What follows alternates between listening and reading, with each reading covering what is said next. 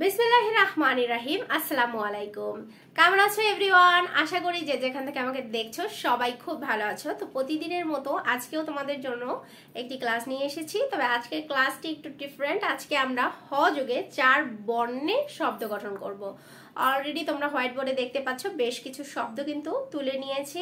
এর বাহিরেও অনেক শব্দ রয়েছে, যদি তোমরা এগুলো পারো নিজেরাই তৈরি করে নিতে পারবে 4 বর্ণ যোগে এরকম নতুন নতুন শব্দ। তো বেশি কথা বাড়াবো না, আমরা ক্লাসে যাব। বাট ক্লাসে যাওয়ার আগে কি করতে হবে, যারা চ্যানেলটি দেখছো প্লিজ ভিডিওতে একটি লাইক দিয়ে যেও এবং চ্যানেলটি সাবস্ক্রাইব করতে ভুলো না। তোমাদের ভালোবাসায় অনেকটা দূর চলে এসেছি, এরকম ভাবে ভালোবাসা সাপোর্ট করো, পাশে থেকো, এতটুকুই চাওয়া। তো যাই হোক, বেশি কথা বাড়াবো না, আমরা মূল ক্লাসে চলে যাব। সবাই একটু মনোযোগ হব। দেখো ফার্স্ট যে শব্দটা রয়েছে হিতকর। হিতকর, আমরা এটা হিত করো বলবো না আর হিত করো বলবো না, এরকম ভাবে আমরা কোনোটাই বলবো না। আমরা এটা কি উচ্চারণ করব? হিতকর। ঠিক আছে, দেখো হিতকর মানে কি বলতো? উপকারী। ঠিক আছে, হিতকর মানে হচ্ছে উপকারী। দেখো বানানটা হয় রসিকারি হি ত কর, হিতকর। দেখো বানানটা লিখছি, হয় রসিকারি হি ত ক র, হিতকর। ওকে, নেক্সট শব্দে চলে যাচ্ছি। দেখো হাক ডাক। হাক ডাক, ঠিক আছে, বানানটা দেখো হয় চন্দ্রবিন্দু আকারে হা ক, হাক ডয়কার ডা ক, ডাক। হাক ডাক মানে হচ্ছে শব্দ করা। ঠিক আছে, হাক ডাক করে নেমে পড়া বলে না, মানে শব্দ করে হচ্ছে সবাইকে শুনিয়ে নামা, হাক ডাক দেয়া।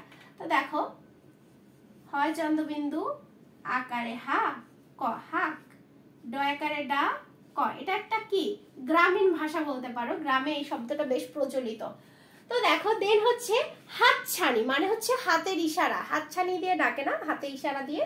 তো হাতছানি দেখো হয় আকারে হাত কা, হাত ছেকা ছা নয় রসিকারে নি, হাতছানি।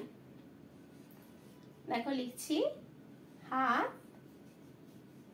ছা নি। ওকে, নেক্সট হচ্ছে কি দেখো হৃৎপিণ্ড। দেখো বানানটা হয় রি রি, হয় রিতে কি হয়?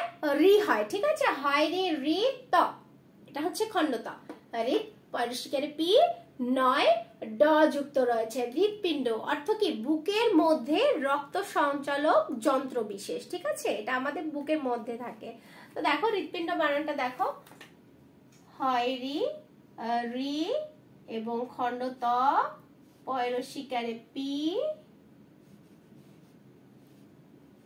নয় ড যুক্ত রয়েছে, হৃৎপিণ্ড। ওকে, দেন হচ্ছে কি হাতে খড়ি।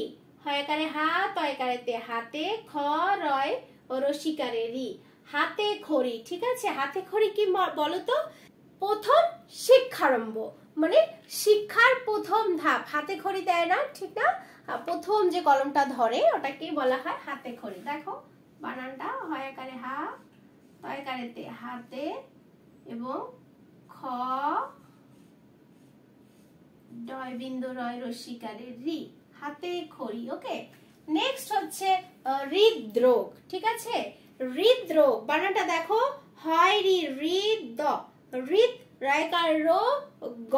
হৃদরোগ হচ্ছে কি বলতো? বুকের ব্যাধি, বুকের একটা অসুখ, হৃদরোগ। দেখো বানানটা লিখছি হয় রি রি দ, হৃদ রয়কার রো গ, হৃদরোগ।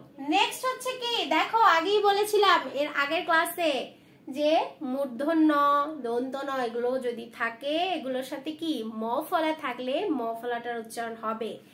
দেখো এখানে কিন্তু দন্ত ন রয়েছে, তাহলে উচ্চারণটা কি হবে? হিরণময়, হিরণময়। ঠিক আছে, তো দেখো লিখছি